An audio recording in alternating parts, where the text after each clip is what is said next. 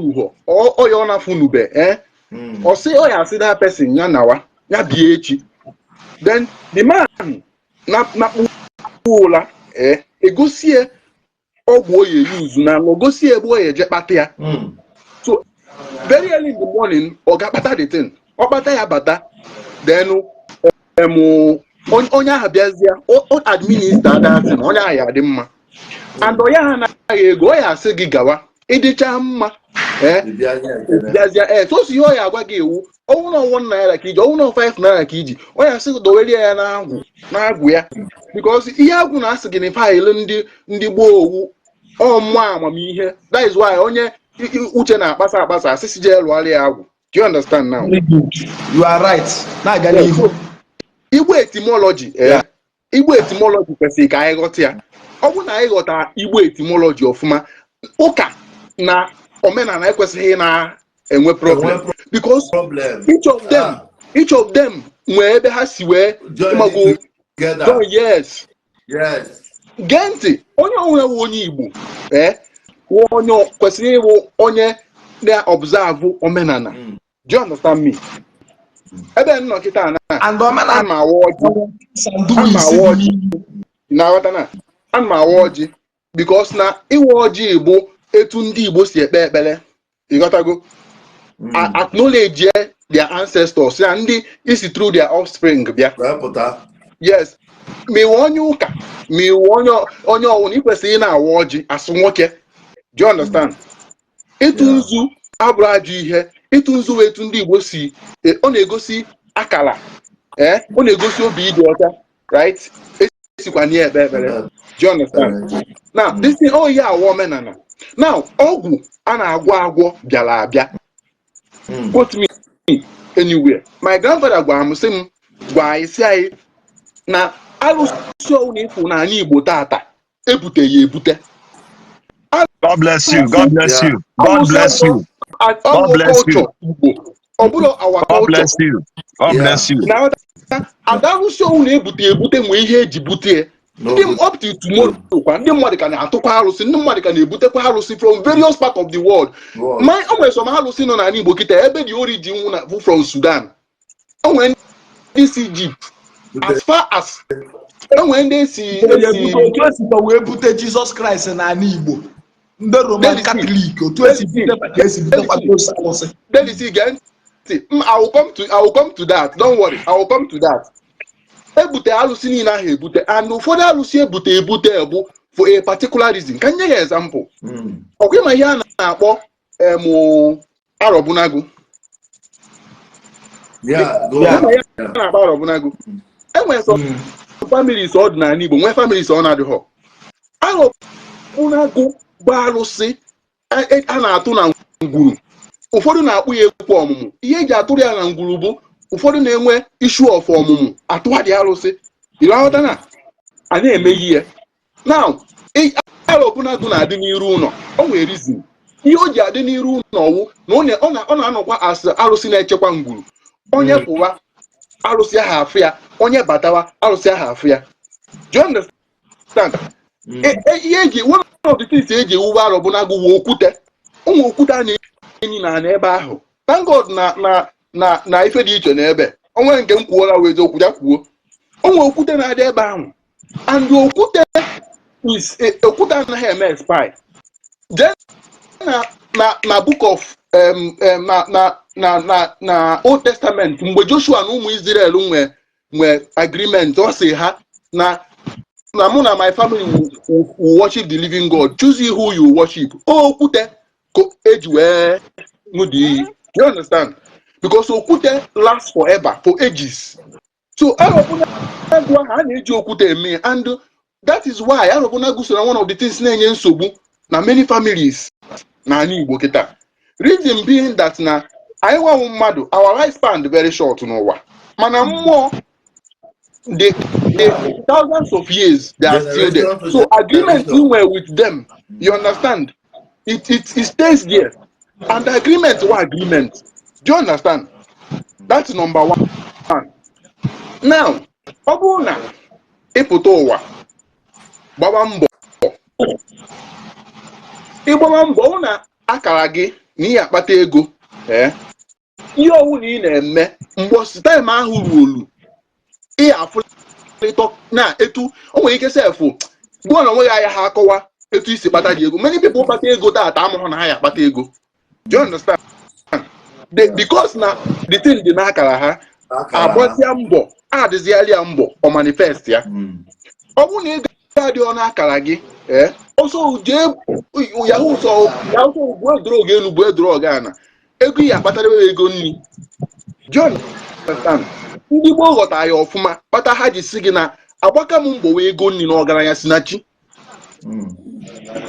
Now Oke Ite ime Oke Ite, the only thing it will do for you bụ na ọwụ kịta na-emeghọ n'ihi enwe ego imegodo Oke Ite ego ahụ ịmaghị enwekwu ya. John understand? And ego na-atọ atọ onwe ya na-akpọ ego na-atọ atọ ịbata na ngwuru ọwụghọ inwe ego kịta after some years ọnyụọ aka ọkụ that family ọ dịkwa ka darkness na that family ya ahụ ego enwere ego ya wabata na ngwuru ọ multiply wa ụmụazị fụtakwa ha na-emekwa ọfụma ụmụ ha pụtakwa na-emekwa ọfụma. Yes, ya ahụ natural ego Chineke ji aka ya ti ana propel ha propel ihe afụ mmadụ omee odogwu kpata ego mee odogwu agha after some time ihe niile ha anyụ aka ọkụ agharịa ihe ike eme ọnwụ ike and a lot of things. Do you understand? Because I advise people, don't go into covenant with divinity. All divinity na aba covenant with brother, we see you. All divinity na aba into covenant with mmadụ, not mmadụ, but into covenant with divinity. Mind you, that mmụọ ahụ ị na-efe, arụsị ahụ ị na-efe, ọ bụrụ ọsọ ya nọ n'ebe ahụ, because onwe ya na-akpọ territorial spirit. Ọ kịta na ịtụ arụsị na after 2 months ọwụzi sọsọ arụsị ahụ ịtụ nọzi ebe ahụ. Ọda arụsị dịkwa territorial nụkwa around that place sozi nọ n'ebe ahụ. That is why ibupụ arụsị na-apịa ahụ, ibute na-adịbere izi but ibupụ na-apịa ahụ. So people need to understand all of these things so that ihe ọhụrụ ị na-eme ị mara ihe ị na-eme. I also tell people ihe a na-ahụta si na ịtụ mmadụ na arụsị, ịtụ mmadụ na arụsị is also a covenant which also go on onwe gị tụrụ atụ ma onye tụrụ atụ. Isaac Chijendo, Prestige Visa, thank you for coming here. Gị nwa tụrụ atụ ma onye tụrụ atụ nọ na ịma asị na onye ji mmadụ na ana ji onwe ya. Do you understand now? Yeah, exactly. So Okongwu Dibia ka m bịazie to you. Ese na ebute arụsị ebute na ụka bịakwara abịa eziokwu ka ọ bụ mana na ihe dị iche na ya na ihe dị iche. Ọ bụrụ na as a Christian most of our things anyị na-eme is based on faith in God. Àwọn ọdịdị ndị ụka na-eme anyị asị jide nwanne ugbuo ya na ndị mmadụ na-egbu ndị nwanne ha awụ out of normal human wickedness which is in man. Nkuzi ụka wụ go ama ahụ side a gụta ọnụ side a right now. Ọ bụrụ na ndị mmadụ na-eme 60% of ya na-akụzi n'ụka, I believe na udo ya na-adị. Now alụsị ọ bụrụ na ndị mmadụ na-eme omenala etu ndị Igbo si eme omenala, I believe na udo ya adị. Mana mgbe alụsị bịabata n'ime ya nsogbu adị. Ịmarizm ihe alụsị na-asọ ka nke na-eli. So there is always contradiction. And ihe alụsị gwa gị ọsọ ili mmadụ ọ mmadụ aka enye, ọ chọọ ili efi aka enye na ejiri ego ada alụsị ada anụ nke ahụ. Na alụsị gị na gị na ya kwuru na every year na ya na-egburu ya efi igbukatazi aghara. Alụsị amahụ na igbukata aghara. Do you understand? So the alụsị will come back attack wazia gị because gịnị na covenant a gịnị ya kwuru covenant a gịnị ya kwuru. And ọ bụrụkwa na ogbu onye ọkụsi ọ bụ ogbupụ onye ọ chọkwa another person na the family na-ekpochakwara aga. Oh, depends on the contract. All depends on the contract. Abania. So I advise people, instead of iba into all these contracts, one on wegina maho, don't even dare. You know what? Onye gozi. Onye yakpata ego. And another thing I don't like about Alusi Ebo, that Alusi does not have morality. In our Teben Alusi does not have morality. I did not say that na Omenala Igbo does not have morality. Omenala Igbo nwere morality. Na na-emaju ihe, I agwa gị n'ihe ni bịa n'ihe na-eme ụkwụ so ozugbo. Mana Alusi does not do that. Ọ na ị na-atụ ọrụ bịa na Alusi emeri gị ihe ikwu. Ọ na ị na-ekechi ọgwụ, o meri gị ihe ikwu. There's no morality in it. So ọ na-enwe morality na Alusi ya asị gị mba, n'ori ka ị na-ezu, gụpụta n'ori ya. Do you understand it now? Yeah. So, na anyị aghọta na ihe anyị nidikwa n'ụwa abụ onye ọbụla pụta ụwa ya gbaa mbọ onye ya enwe ego. Ị na-aghọta? Onye Chineke ya egozi ya because ọ dị n'aka gị. Correct ga obele n'okwu anyị na-ekwu na. Correct ya. Very good. If ikwu bụ eziokwu true onye ga-enwe ego because ịpụta ụwa edegolu gị efe ga-abụ n'ịga like ego na-adị n'akara aka ka isi wee kwu and onye ga-akpati ya mana ị na-echekwa ya otu a gị nwa na-echekwa datịrị ụwa anyị nọ n'ime jupụta too much of wicked people ndị amụsụ na ndị agba onye ya enwe ego true mana akpachara anya onye nọ n'akụkụ ama ndị happy ma ịkpata diamond na fight abụọkwo na ego ekwela abịa nọ na ndị nọ n'akụkụ ekworo ka data ego bịa which is ndị a na-akpọ ndị amụsụ. Ị nwere ike ịpụta otu a yes edere na ego na kọntraktị ya bịa nwere ike ya gba na oyi nwoke na-ewuru anya ọkụ ka o si bụrụ onye a ka ife a na-abịalụ by then obido plan bale gị something evil to weigh you down. Ebe a ka ọgwụ na-ata ya ọnụ because ọ bụ na ụwa pụta dị neutral na n'ụwa na-ahapụ ebe onwere onye nọ ebe anyị asị na amụsụ ada eme ya attack n'ọyị nwa ọgwụ tikwuo amụsụ ibulu odogwu. That is what I'm trying to explain and that is what ọgwụ is all about. Mana n'ụwa kịta ụfọdụ ndị na-afụtazi na oke ite n'ọgwụ bụ ịgwọsịkwala anya ya dọba ga-esi n'elu zoro ka mmiri ma ịlụ ọrụ ma ịlụ ọrụ. Chezọdị anya ife ọgwụ na-eme bụ ịkụkwasịsị aka ndị ilo ndị anya ọkụ ndị agbụ ntu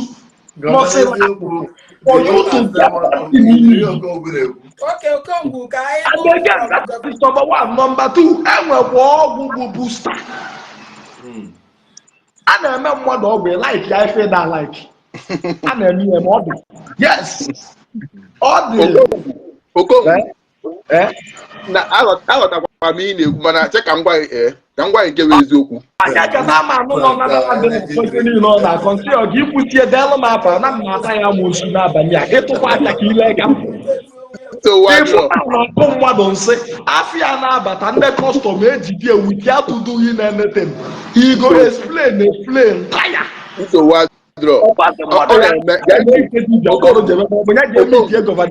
ka ọ gwọrọ ya ọgwụ.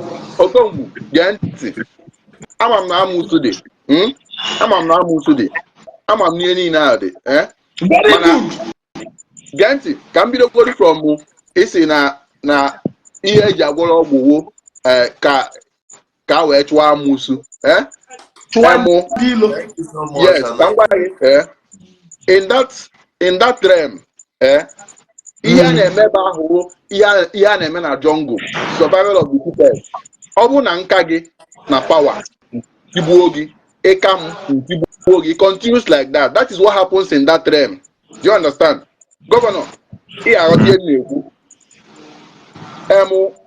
ọ bụ kịta na isi m na ịgwọ ọgwụ ka ị wee chekwa onwe gị ịma na idugo free ịma na asị because nke ahụ ịgwọ onwe onye gwọ nke ka nga ahụ ịgwọ. Very good. Ịba ejidego gị that means na ọgwụ dị. A na-asọ na ọgwụ adịrọ asọ m na ọgwụ na-akọwa gị Igbo ndị Igbo si ka anyị webatụgodi na gọvanọ eziokwu ka ọ kọwara it's like enwere ihe o nwere to say. He has been listening. Okongwu, do not run away from this life.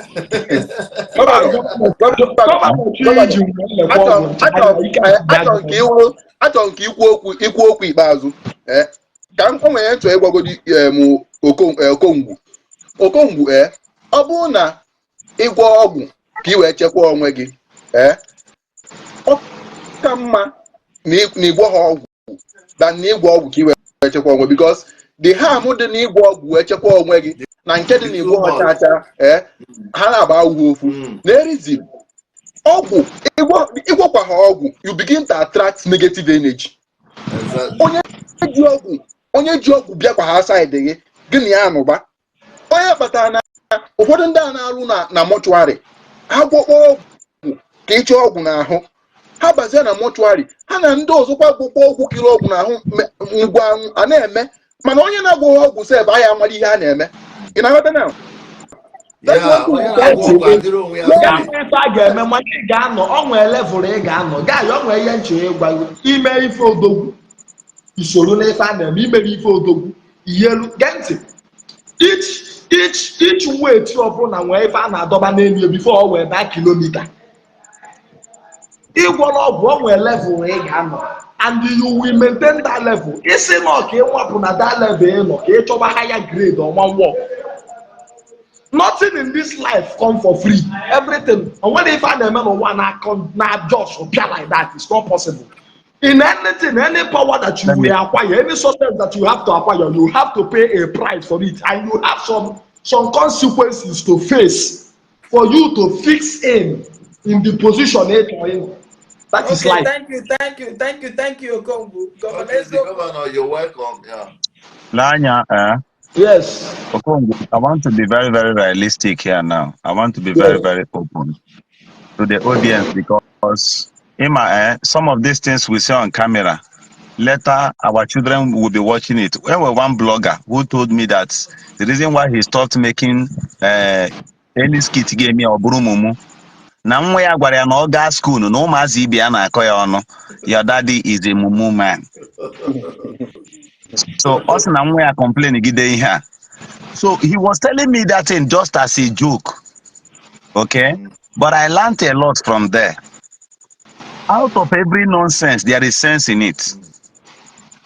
Lanya ka ngwa gị ifuru ihe a na-agwọgasị.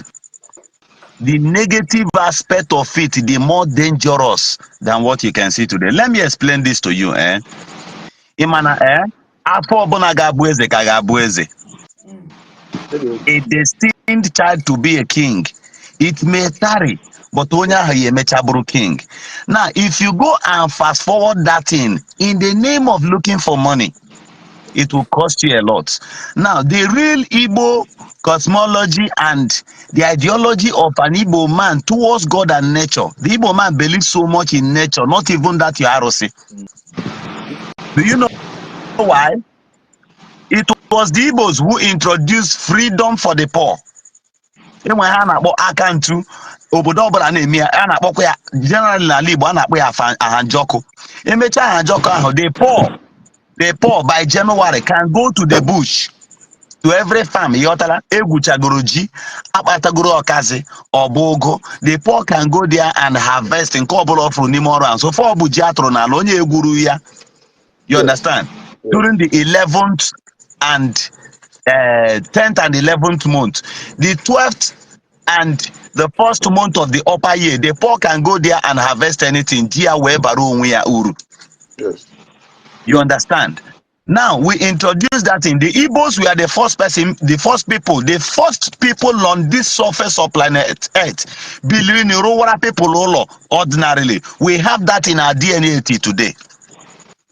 It was not time, it was not any ROC that gave us such success. These people were so progressive from their womb, but that is why nations of the earth will envy you. Sir, you are in London. Yeah. Go to your working place. Somebody just hate you for nothing. Simply, I'm directing you to your destination. It is just because you are an Igbo. I am not joking about this. From the womb, this is whom we are. And it is a mess and downgrading to your capacity as an Igbo man. They can go somewhere. Take for example, I will ask Okongwu this thing because someone the onions and wine on a picture here. You understand? In Igbo, no, don't worry. I don't want you to laugh so that you were still my brother. So Okongwu, in the dignity of an Igbo DNA, it is an insult for you to remove your shirt in the name of Nana Poge. Okongwu, since you have been moving around to native doctors, remove the ones they have told you on camera. You and I knows that this thing is the truth. You know the gospel truths. That's one. But let me go back to our main point of the day. Our key point of the day. Okongwu, let me tell you. This our brother just said something and I hailed him. I gave him a top up. My grandfather told me, my grandfather, Onyemuru, my mother. See, I am the luckiest person. Emitri, my great-grandmother, great-grand. That one died at 100 and these people will sit down and they will tell me things. They will explain things to me. And in my village, I happens to be one of those people who met the eldest man in my village who stayed 150 years. Okay. Go in or there. Okay, I wanted to call one of my cousins to repeat this thing here. I met a man who stayed 150 years. Amos by name. The man explained much things to us. Let me tell you, that Oke Ite of a thing is not an Igbo thing. And let me tell you also, Oke Ite, Okongwu, you and I knows the gospel truth. For over 1 year, I been through this journey. Thank God you included yourself. Kudos to you, brother. Have you realized that the past 8 to 1 year now, 8 months to 1 year now, are there fuzzy young girls who comes out on the street, I just to drop one hand in the name of Nagwarago? Am I right? Yeah. It doesn't happen again. Now, it is a collective effort. It is a collective effort. If we did not do that, check for instance, Okija Shrine, where you just mentioned now, Okongwu. It was because we were on these guys. And these guys, if that's your ROC were to be true, ROC guy who did not call those people. Did you know that? Okongwu, thank God you confirmed something. Do you know that some people, before they make move to invade you, they will weigh you spiritual and physical and check me the rules of that in name. And when they check you now that in fraud, they will rush you. Are you listening to me? Yeah. They will rush you and they will achieve their aim. That's one point. Another point is this. I am not supposed to say this right here, but let me just say this. My grandfather once told me, no, that's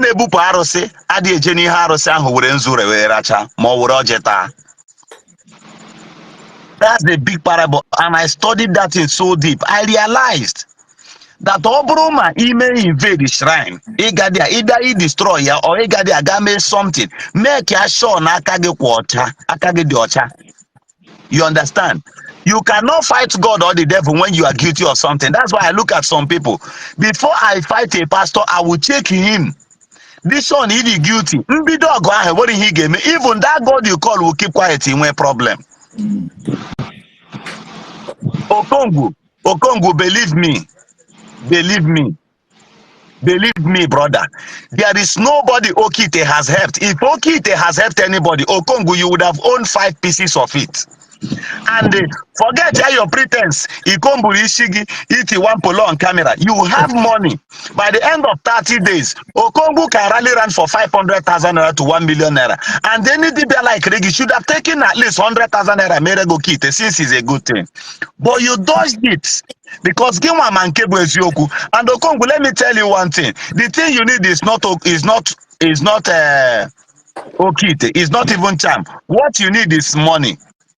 I wish our governors would have sense. I wish our senators would have sense. If one of them call you and give Okongwu Dibia 20 million naira, I swear by the grave of my mother, no Dibia can tell you shut up. I know Okongwu.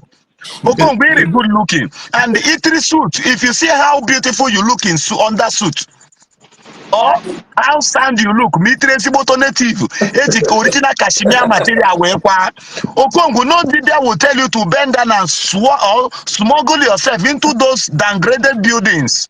Now, you know, somewhere in a one cheap bottle of beer to get a sound mentality. And let me tell you, the life you live when you have money and the life you live when you don't have money is not the same thing. The main cause of all these things we are running around in Africa to do here, Abo, poverty has wounded the minds of our people. Few days ago, sir, on camera, I went back to go and check. Emeka, please come. Emeka, come. When we are driving, sir, a young lady, I just gagide n'ụzọ bro da nwodia. No, so like this between Chokoche and the China na Amiaja, the lady gaga n'ụzọ bro da one n'ụzọ there, just a motor Korea, no bike, nothing whatsoever. Tears gushed out of my eyes because let me tell you, sir, who knows, this person might have been sick, man, or not the sick. So many of our people who are Attire today wouldn't have died. But do you know that Attire has relationship with sugar? With a high sugar level. Attire, they as cheap as you think. Everybody in your village, only name that in Isiagu beroya. 90% of it is related to sugar. Ima somebody na dey anata nwunye ofuma inye advice no wepu aka na too much sugar onye ha ga ekwe. A lot of people na gathering na street, they are healthy, but do you know that they can never go to hospital and run medical checkup? Ka ha dey sure na ha ji ahụ. But you in London, the government there will force you to do that. So frustration from the government sector has affected the mentality of everybody here, whether you like it or not. Do you know why? Do you know why, sir? When pastor is preaching and shout, fire! His PA will rush him and give him hanky. Hanky is to calm his brain down. Oh man, only I need the ego. So brain here, if you don't give him something to calm his brain that time,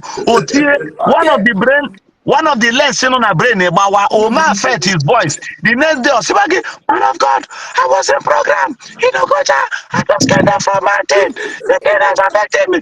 One brain cell about gonna issue on ya on one idea. Okay. So let's go. One question I'm trying to go in my Okongwu, Okongwu, I want to ask you this question. Stop laughing. Okongwu, I want to ask you this question. Okongwu, can you go my kewesoku? Ọ bụrụ na ego niile a na-ekwu okwu ka atụkata ugbu a because ọ bụrụ na anyị ga-calculate ego enweghị ebe ya ghara iru 5 million na ụdị ama ị na-atụ ịgwa m na ewere 5 million ahụ nye gị na asị gị na gị were banye ga na business entertainment ga na ị gaghị ahapụ ihe ndị dị wait chee ka m kwuo nke bụ eziokwu ife gọvanọ eziokwu na-ekwu based on ego m na-afụ every month eziokwu but the reason men na ọda aba m aka bụ challenges m na-enwe if possible ọma battle with Chioma baby nke nọ na Torino ri my money kwelu dike before wee kpakwa n'isi mepekwa another page due to na ndị mmadụ like him and nwe grace bụ na mpụgodu mepe page ọfụ taa ọ na-etake 3 months egruo kwana m maka ife na-eche nka mpụta kwuo okwu on a daily basis kali so ibuild page ada afia m ahụ ịghọta ịnọ today mgbe m na-ekpesala na my payment have not been made but egbe you are there no all the made no not the made ihe niile a na complain abro problem I would have went to one of hotel lodge ya eme problem mana payment eme dibe Okongwu I'm just on you before we say ga ajojo okay they need 5 million okay ọnụ ga-agwa gọvanọ eziokwu na anya nyelụ m aka na eko ya etinyelụ m aka ya chọtalụ m ebe m nwee ike ịnọ just for 2 or 3 months na Lagos nyam contact one man ya na echipụrụ m afịa from obodo oyibo ịghọta sọsọ 1 million or 1.5 500,000 na-abịa iji wee add plus maka ya etiriri ọgwụ nwere ka m rụọ ọrụ n'ụwa ka m hapụ iti ihe ọgwụ metiri ọgwụ.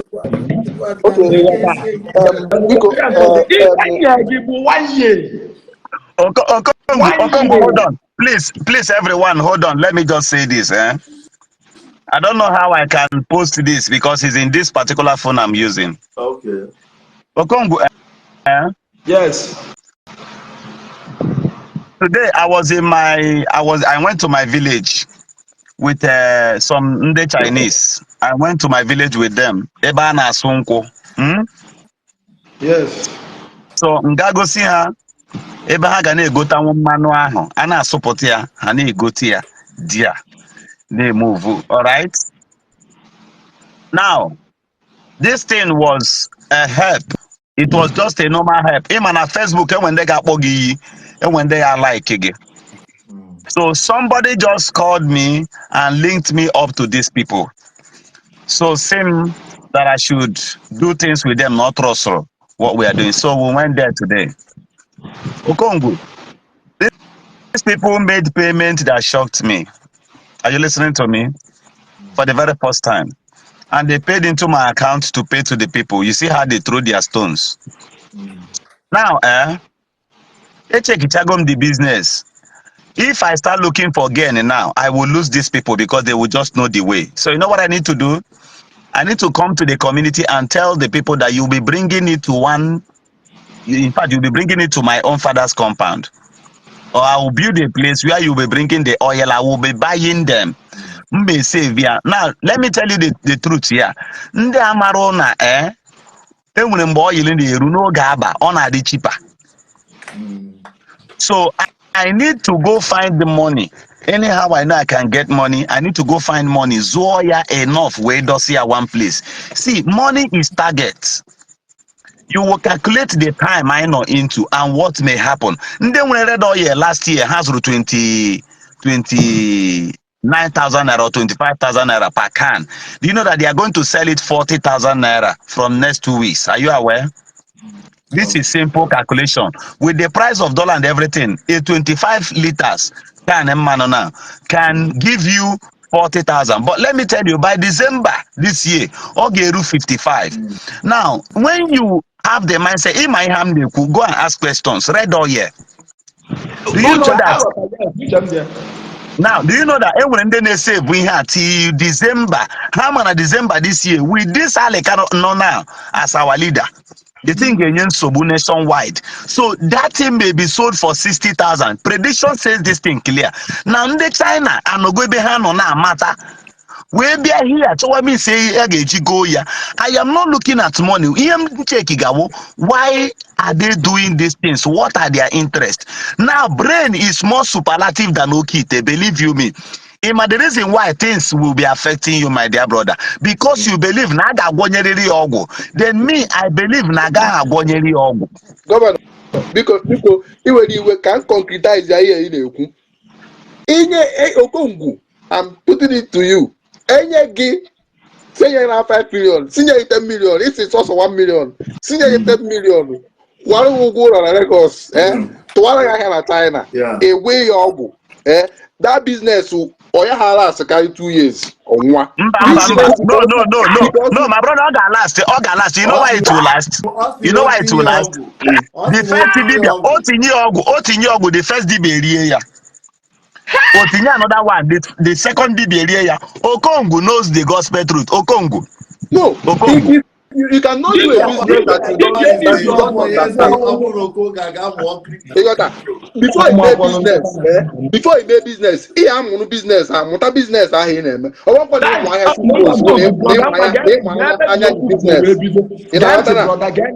brother Genti, never do open away. Amaka, never find a way, keep well from and double bring people. I'm go loser. We go, well, my doom, over me. Manabu Okongwu, more of like a money. If you want women, I want to go maybe in there. And maybe one more not charge business or POS. I want like 2 million to start POS to become somebody in the next 1 year. Or make sense. Okongwu, hold on. Okongwu, remember that we do motor market.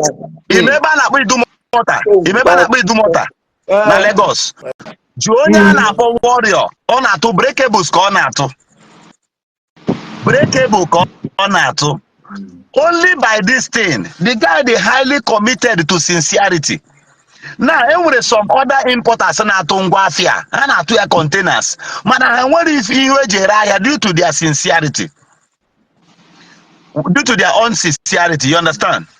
Before you know it, brother, this guy eji face ya wee na-ere ahịa. Jụọ ndị mmadụ na Idumota market. Ị ma na enwere ndị na-atụ cable, enwere ndị na-atụ sọsọ screen guard the phone. This things depend on our mentality. Ndị na-atụ screen guard the phone, jụọ people, gaa na computer village, gagodi na phone village ka efu. Ị ma na enwere ndị na-atụ phone park ka ndị na-atụ phone ego-eji. Are you aware? Yes, Governor, ọga m before m pụtawa obodo Igbo, ọ na computer village ka nọ. Ọga m phone park ka ọ na-azụ. Okay. Mana ngwa gị na the guy n'obodo onye a ọ n'obodo ọfụma na onwe egodu n'isi onwe ya. Mana a na-asị gị phone park ka ọ na-ajụ, ị na-ajụ ọ magic. Mana let me tell you, ma na-ekwu n'ọnụ ụtọ. He puts in a lot of, I learned a lot from that man. He put in a lot of IQ, projection.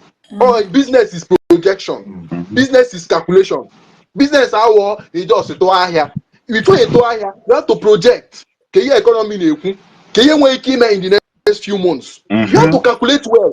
If you don't calculate well, it will ahịa ọda mmiri. And this man is always ahead. He's always ahead. Onwe kita design na gbabere n'afịa, ọ project go ma design na ọtụ ahịa ke ihe nwere ike ime. He's always ahead. Oh, to Chazia and those are copy. So in a business, you just have to be very, very, very good here. That is just the thing. So it's not about Ogwu. This man, I want to show Ogwu. And we go what all to Ogwu. I'm a mere fool. Oh, what to show me the so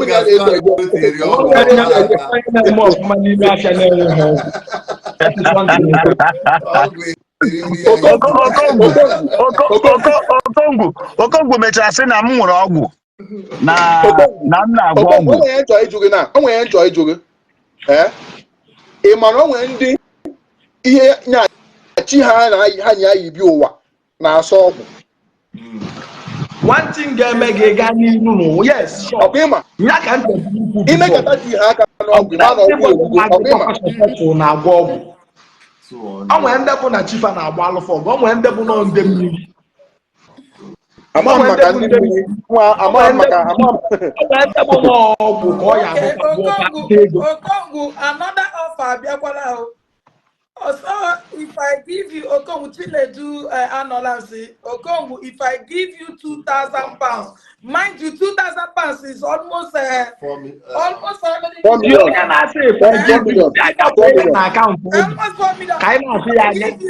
I give you £2,000, you give me back in 3 months' time. Can you do that?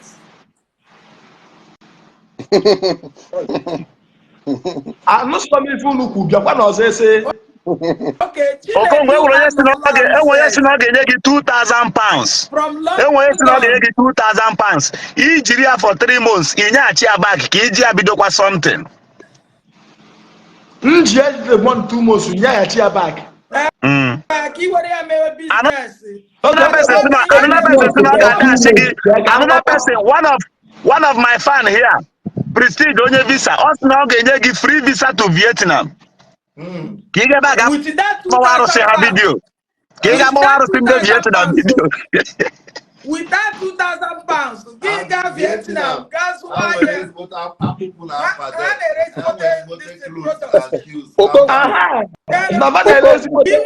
Inwe ike hapụ Oke Ite. Wee ị gaga meta business lọta. Ị na-ahụ ego anya.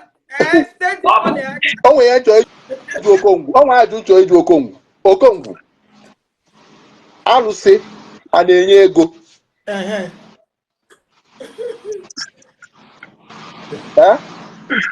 Gaa m ntị, lee ka alụsị si enye ego. Okay. Ka alụsị si enye ego bụ ọnwa efe na-azụ. Like onye sefu na ya enye m £2,000, mbịa Vietnam na-atụba afịa. Lee ka m na-esi make the use of alụsị na.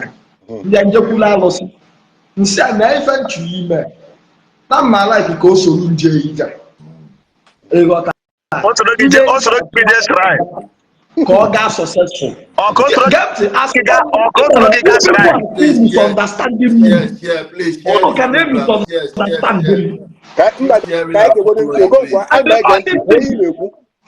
Enu m ekwu na denu ịgwa data alụsị nkwa iwere data ego ị ga-abata successful. O nwere ike ndị ọzọ na-enweta naira inwetu. My brother, Okongwu. Yeah. Okongwu. Yes. You have a problem that needs a very good attention. So, if you need a with 2,000 pounds, you got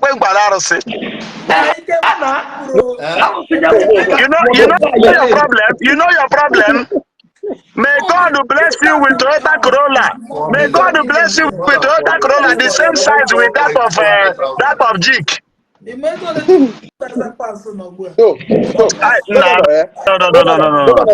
I'm ebe si abia o. Okongwu ọ bụrụ na arụsị na-enye ego normally ekwesị na ndị dibịa on their own kwesị ha gwọọ dị ọgwụ ego abịala. Mana what most of them do bụ ha na-eme as as check and bịa a na-eme as business agwọrụ ọgwụ ihe dịwara mma ekwutawazi ya ụgwọ ọkụ ya. Mana ụlọ ọnọma na ha gwọọ ọgwụ ego abịa ha ekwesịghị inwe any transactionary ihe ha kwesịrị agwọ dị ọgwụ ego asụba.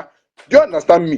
So ihe nchọka ịghọta abụ mgbe m nọ computer village enwere many people je emecha Oke Ite mana the same nkwugharị anyị na-ekwugharị n'ime afịa ka ha ya na-ekwugharịkwa ị na-aghọta na ha ya na-agbata dị mbọ ego bịara afịa nwe onye nwe ya ị na-aghọta. So ma ngwọ dị mma ma agwọ ya mgbọsị mma azụ ahịa mma azụ ya zụọ ya ọfụma without anything. That is natural. That is law of nature. Chineke ekechagwa ụwa ka enye etuo ya adị ihe ya eme gị ya eme gị ịma ihe na-atụ ndị be anyị egwu bụ because of our nature. Ndị Igbo na-alaike anyị na-alaike ime ya ihe ya ime ndị mmadụ afụ ya anya ị na-aghọta. And that is why ọ na-eji ada anyị ka onwe ihe na-achụ anyị ebe isi onye nwa na-eme odogwu achọrọ nke ịmalụ Okongwu achọrọ nke ịmalụ na nwa 26 years o nwere one boy meet ebe nnọkịta adị m 30 something years na mana o nwere one boy meet n'obodo a young boy of 26 years. They came to this place mgbe the boys na all the 12 years parents ya wee bịa obodo a. As I'm talking to you, this boy is just 26. Okongwu. He has his car, he has his house, he has his job. He's planning to start a business now, register a company, below the company on his name. He all do 26 years. Okongwu, account to that boy, agbali ego dị na ya, amoma, even some of these people na-eme na ha nwee ego, ha enweghị ego, mana nwa dị 26 years. Do you understand me? This boy ya agwọrọ Oke Ite. Ihe o mere ụlọ ọ ga school, gacha school, nweta ọrụ, rụwa ọrụ, akwụghị ụgwọ. Do you understand me? Now, this is a simple logic. Obodo anyị adịghị mma. Ọ na obodo anyị dị mma many people will not resort to all these things. Because ịmagole ebe ị na-ala ndị project ya onwe gị ịmagole ebe ya enweta onwe gị agụcha ma akwụkwọ gụcha akwụkwọ je mụọ obodo ọrụ mụcha ọrụ wee meba business na-abịghị egharị aka o na now because of gịnị the economy adịrọ mma mana ụmụazị a at 26 years odugo settled as a human being. The life adigo plan. Ị na-aghọta onwere Oke Ite ọgwụ onwere ihe ọgwụ eri ya ị na-akọ ọmaghị ihe Oke Ite but he's successful as a person, as a human being. So I don't care what they are now. Yeah, I see Tiago. Go to China. If Umazi na lugasi olu na factory. When no Lagos, no na Aspanda. Onye wu our Galata onye China. Battery ka ogai affiliated to the man na alu.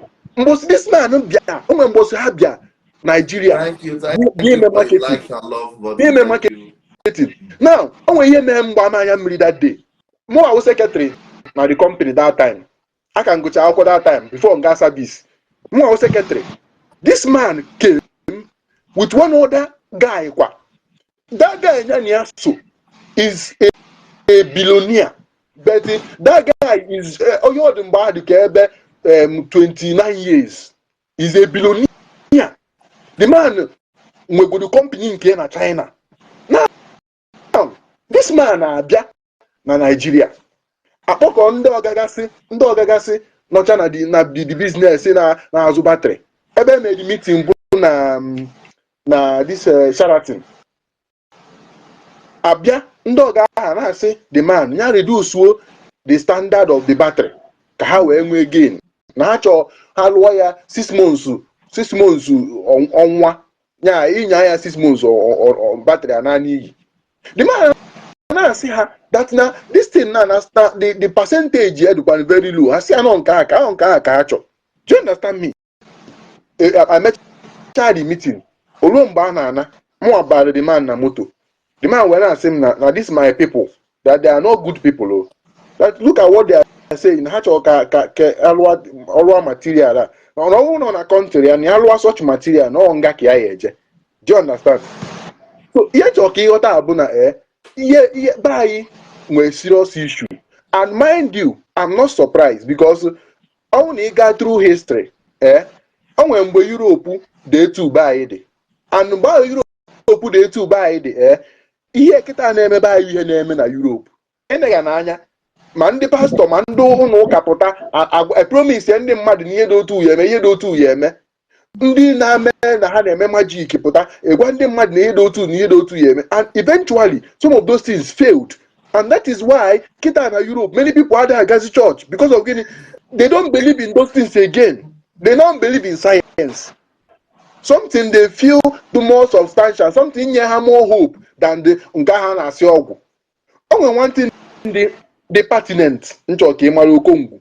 Me na joker, me na agwu. We all resort to faith. We all resort to hope. Igboland as a Dibia. Iya na hope. Na alụsị ahụ na-ejere ozi ya eme ka ihe ahụ igwole. Yeah, one fact they established. We didn't get so good. Igboland, iya na hope na ihe ahụ igbo ka ole. Inwe ho right isi iwu na oya ele mo no ya hele. Enwe ike ole enwe ike oya hele.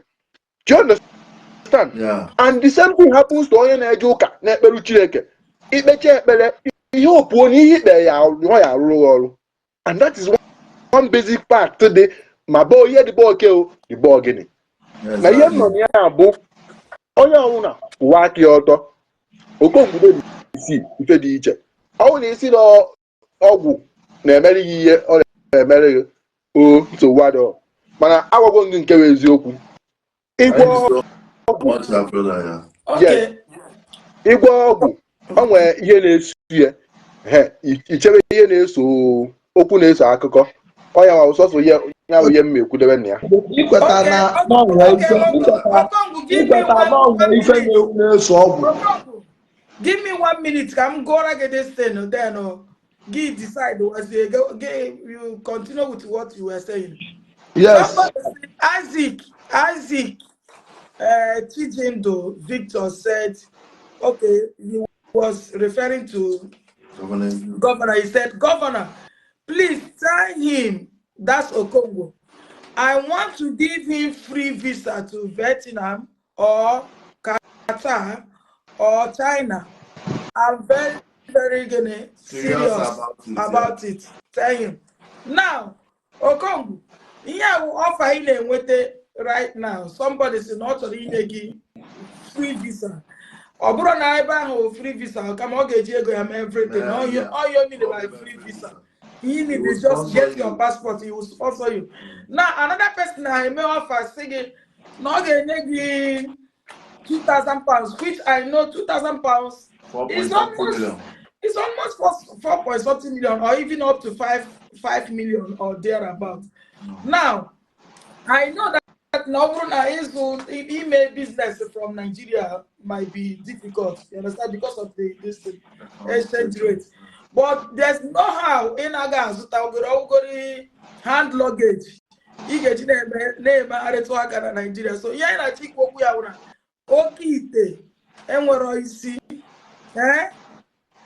ọ bụrụ na otu ịnụ gbana ị na-eme ezigbote business, I bet you will never talk about ọgwụ.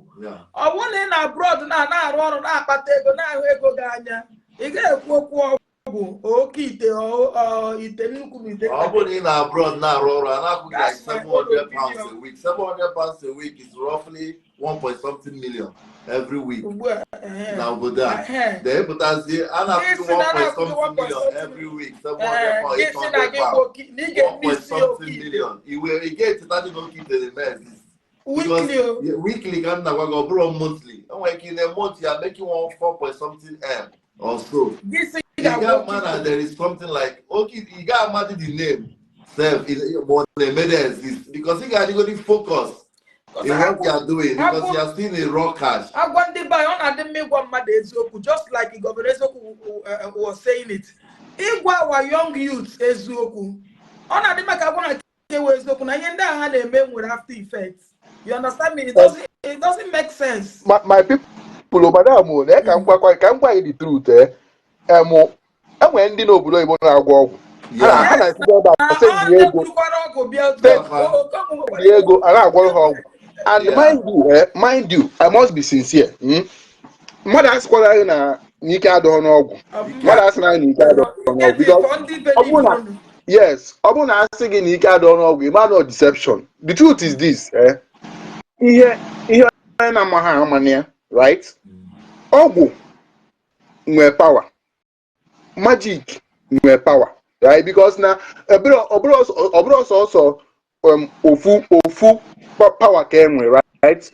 Only in a good Bible from my na Act of Apostle. Only one man and a Jesus. Mom make cut and go across it. On a magic, on a fuzo, on a gondoya. When the apostle encounter the man, the apostle say, now this man I will ikechile koji agwoya. Rebuke what the man. Do you understand me? Now the man want a vision, on a agwoya, on a magic. You know so ike dị na ihe niile Okongwu na-ekwu ike dị deal, but ihe anyị na-ekwu okwu ya bụ na when you entangle yourself with these things, the after effect, because ihe ji nwa after effect no mmadụ ka ewu. Do you understand? Go back to Old Testament mgbe Moses hapụ ụmụ Israel gbago n'elu ugwu ka ọje nata Okongwu ka m bịa ọgbadatazie fụ na ụmụ Israel na-efezi arụsị akpụrụ akpụ ha jicha m yori wee kpụ. Ị na-aghọta na o were ha iwe. Ihe o ji were ha iwe bụ na ọ ma na ihe ndị a na-worship na ọ ya drag a lot of things into their life. Onwe ha arụsị na-eli nwa. Go to history. Arụsị ndị Egypt ọ na-eli nwa ihe ọ na-eri ụmụazị. Ihe nna gwa gị na ime browse afịa ka m na-eche na ọ na-eri nwa. The alụsị enwezi efe ọzọ na alụsị ọsọ ụmụazị ka ọ na-eri. Yes, o ya na ọfịa. Ndị obodo ka hapụ nnọọ dị alụsị na-enene. Na-agwa gị na before in history, some of these things a na-akpọ crime today, we are not crime. Prior to mgbe a na-eme slave trade, before akwụsị slave trade, eji ndị mmadụ agba ohu. Onye wu your master can do anything with you. What do you hear about it? Do you understand me? Oh, because now the society are do organize kita. I now moderate a lot of things. Okongwu we na akọwa gị bụ na asọ m ike adọkwa n'ọgwụ, but ihe na-agwa gị bụ na ịgwọwa ọgwụ a sị na onye kwete egwumu mmiri sorry onye kwete ọgụ anam ọkwa ya the business nọ into mma agwọrọ ọgwụ. Let's assume na ana m azụmagwa afịa mepe shop zụba afịa ọnụ onwego business m na-eme ịghọta nje ọ bụrụ ife niile mmadụ na-eme n'ụwa ka a na-agwọ ọgwụ. No, akpachala anya at the end of the day ọ bụrụ na ọ bụ ahịa elelu na ife ya elelu bụ another different thing. Akpachala anya ọ bụrụ na mmiri ka nsi bi ụwa na mmiri ka ọ ya abụ nje gbaje elofa nke fafa gozie m. You can never tell. Mana ebe ama m na nwe business today na run makwa ka run ya ka ntizie otu ọ bụrụ na m na-agwọ ọgwụ o nwere ka at the end of the day ma agwọzi ọgwụ ọ bụrụ na mmiri ka nje ife nna eme. Okay, Okongwu, somebody, the same person, Sikwage, that you should contact governor after the program. That also, I will give you option of 3 countries to choose. This is a great opportunity for you. You understand me? The Wilson. Yeah. Actually, ọ bese nche nyelụ m aka nye atụ na talụ m afịa n'obodo a anụ m emekwa omenala m na-eme na-asụ obi afịa. I'm not interested in traveling to ọ bụzi yes na ọ chọrọ ka m jee obodo oyibo. Me traveling to abroad is not now. Oge elube onye ọbụla na-enye m offer to travel to abroad now, I will not accept. Yes, I will not accept because Okongwu, I don't need the offer. I want to end the offer. Thank you very much for his kind heart. Yes. The only thing I made the which is in Kulukubu, Autonata Afia, you are not in agreement. Afia, the okay. Autonata, and the road that made the business. Oga, Abualo Mia return no Bubata. Then we never offer for 3 countries. I'm not interested because Arabuna go the Bemebe home for no one that they do, but my cousin Arabuna go one do. Yeah. What them put and get the match of Okay, get away to you. They are women and in them. Because I awake to continue this program maybe tomorrow.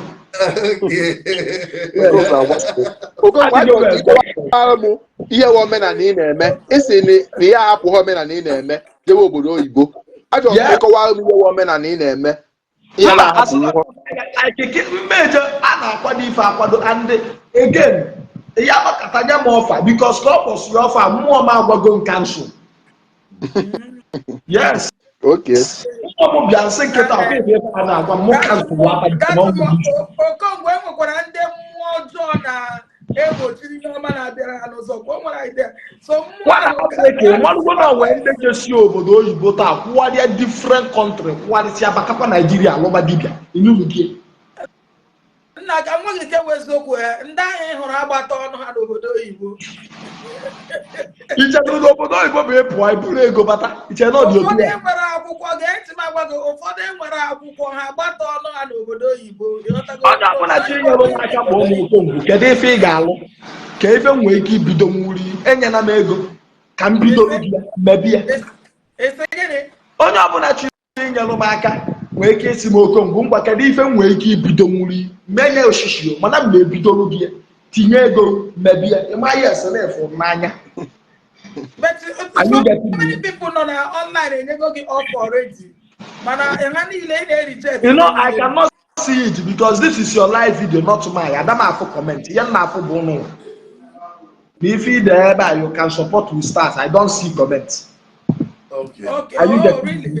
Yes, I don't see comments. Maybe I want on that kind of big phone. They don't have for comment. Now I listen what you. Because of this man, this I get 500, and this I get 200. Maybe another program we do that one. It's okay, but offer of going to abroad is not accepted by your company. But our problem now that one. We need to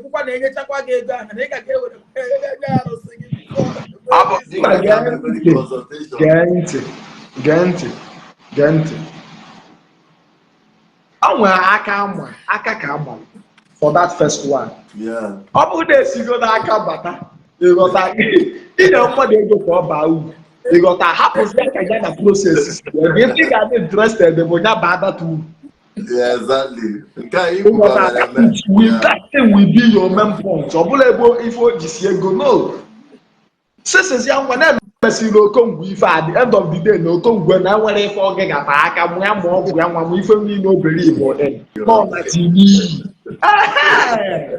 you know kuzi God or another different grace you can use it to crucify me no Okongwu agakwa ihe na-akọwa abụ si tụfuru ọgụ. I'm not a lazy man.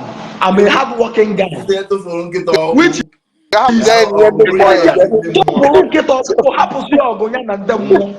because na ihe Okongwu na-akọwa abụ Sinye Kenny ego hapụ ke ya ka ameke n'ihe anya chọrọ ime ya arụsị ahụ. Ọzi ya na ọwa ọkọzi. A hold their responsibility.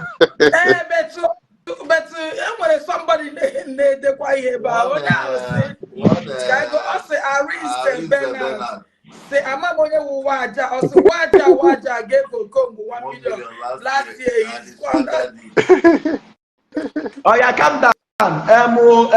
One Africa. Can another program wait? One Africa, chair. One Africa. Can another program? IATH bolo. Ma like can govern the issue na the program. That program bolo. What's happened to the 1 million naira Waja gave to you? Yes. When you 1 million, I get checking with him. Guy, availability. Like you know, life. Yes. I will explain. Okay. No problem. So what happened to 1 million? Waja gave to you. Okay. Yes, I will explain it. What did that? We will sort it out tomorrow. Yes. In the corner, I can call the whole evidence and proof. Debe for tomorrow.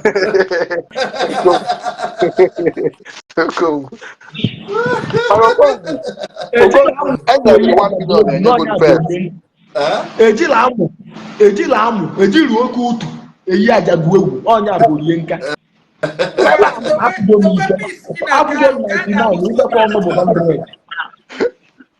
Okongwu true ndị mmadụ like kwa ahụ nke bụ eziokwu mụ asef like even though na mmara even though na mmara massive just for you alone. All they go the massive. A lot of people we are willing. As we drop their account self,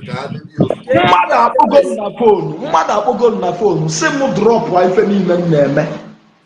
Kwuo na m echeghaligo bịa Zion na-eme confirm ozie mmadụ confirm nwa na m echeghaligo wepụ ife niile dị n'omenala na ọ ga-enye 20 million. Nsị a na-asị na ọwaịnụ. Ọtị m oke ngwa m kpọọ my lawyer. Akpụta onye trust ọfụma ka esend ya the money ka ya nwa jide. Assign nwa. Nsị a na ọ ya eje na-alụsị dị n'iyi ọsị na ya na-eme ife alụsị. Mụ alụsị na ọsọ lawyer. Okay, no sie ike mụ kpọọ my father. Ọ ga-enye ma nsị a na trust for my father less my mother. Sị m onye ọbụla m trust mụ kpọọ. Na ọ ga-enye 20 million ma nje Zion. I turn the offer down na m achọrọ. Atọnụ ya. Nsị oke ka eme ya otu a wait. Nsị a na nsogbu adịrị ya. Must it be Zion? What about other churches? Other places? I said no, no ga-abụrịrị Zion na mma atụ ọkpa kwuo yes na mbụ repentant na Zion na megere I monitor for 1 month. No ga-enye 20 million atọnụ ndị offer down. Man, Okongwu, ejiro ndị mbụ na ndị egede before you turn the offer down. Why?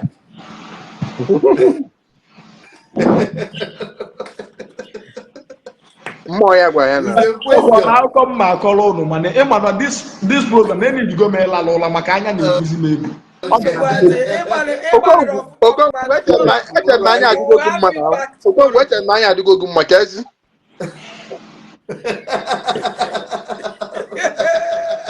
Bye. All right, good night. Thank you so much, Okongwu. Yeah. See you tomorrow. Thank you so much, our viewers. Our brother, we are happy to have you. Thank you so much. Thank you so much for joining the live stream. Imago, we thank God for everything. It's a platform. You know, we're in London also, just like you. So we're always coming on live stream. We have a lot of program. I need to fix it up almost every day. UK time 7 p.m. Nigeria time 8 p.m. Because Imago get the madu. None or two at home. Yeah. So thank you for joining us. We'll see you tomorrow. And, okay, Gerard is asking what time. It's the same time. The same time, 7 p.m. UK time, 8 p.m. Nigeria time. Yeah. 8 p.m. Nigeria but time. Sometimes they might say they want to come earlier. But if there is any exchange of time, we always drop in on the live stream. On a notification. You know, post it ahead of time so that people will know about it. So follow the page, the Wilson's Proends International, and tap the like and love buttons. Turn off the notification button so that whenever we are coming on live, you get it right. Thank you so much, our viewers, our fans out there. Thank you for joining. Thanks, thank you so much, our brother. Bye bye. We're happy to have you here. Have a wonderful night. All So please, okay, that's Shanta Stock TV. Shanta Stock TV, that's his name. Yeah. The guy has a lot of Up there. Wisdom. Yeah, he has a lot of wisdom up there. Thank you. Please keep sharing, our viewers. Thank you so much. Make sure you follow him. Somebody say he needs the offer of going to country. Okay, follow the Wishes Pro It might be one of the. We have a lot to give to our viewers, our fans here. We have a lot of ideas to create. We are bringing the top people on this platform. We have a lot to express, and you have a lot to learn. How can I communicate with you? Follow the Wishes Pro follow. Make sure you follow it. You are free to send a message through the WhatsApp. The WhatsApp is there. Drop your. You can send message on our WhatsApp number at the Facebook. There you see our business WhatsApp number. Send your message. We're going to reply you. Follow and make sure you share it. If it's your first time being on this platform, make sure you share it. Tap the like and love buttons. Yes, to on WhatsApp. Support. Our Redeemer Covenant Synagogue. Yeah. Inbox us through the WhatsApp page, on our page. You're going to see a WhatsApp number there. You can send a message there. If you have any question to drop or anything to say, we'll attend to you. Thank you so much. Our top fan, Alex Ogua, thank you for being there. For those that just followed today, thank you guys so much. Keep sharing. Tomorrow we're going to see you guys again. And have a wonderful night rest. Have a wonderful night rest. You guys, brothers and sisters, we are husband and wife, Speedway, Onyeze, Chibweze. Love you guys and goodbye. Thank you so much, our sister. Love you too. Thank you. Good night. Not Okongwu who rejected offer. Yeah, Obinna Nzen. Yeah, thank you so much. Follow the Wishes brand. Good night, everyone. Don't forget. Good night and stay tuned. One Africa, do you have anything to do? Okay, say good.